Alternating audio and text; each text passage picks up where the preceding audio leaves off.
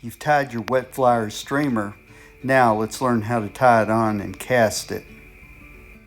An easy knot is a surgeon's knot to tie your fly on. First, put our line through the eye of the fly. In this case, I'm using 6X tippet. Okay, we take the tag, loop it around. Okay, now we're going to pull the two pieces together and roll them in a loop.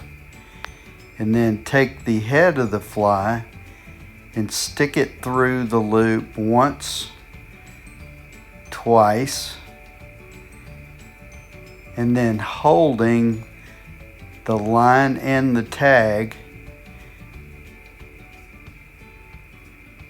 with your thumb and forefinger, then use your other hand to pull it tight, and then pull the tag tight.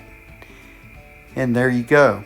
That's a surgeon's knot. It's easy, it's fast, and a great place to start when tying your fly on. Now, I tied a big loop there so you could see it easier. Let's talk about casting the fly. So we're going to cast out either straight across or at 2 o'clock and let the fly swing downstream. Let the fly line slide between your index and your middle finger and clench the two together when you're wanting to lift the fly or set the hook. Okay, lift your rod up slowly. Pull the slack out of the line, holding it between your fingers.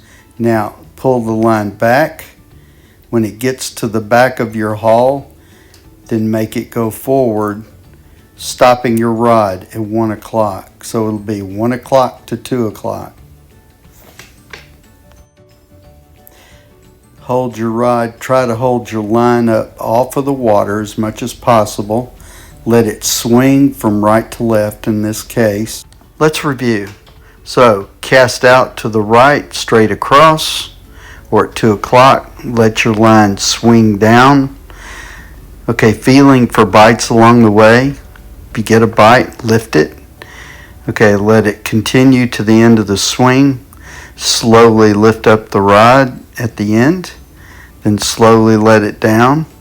Now, it's my experience that most bites will occur at this point, at the end of the drift. So be ready. That's how you cast a wet fly or a streamer.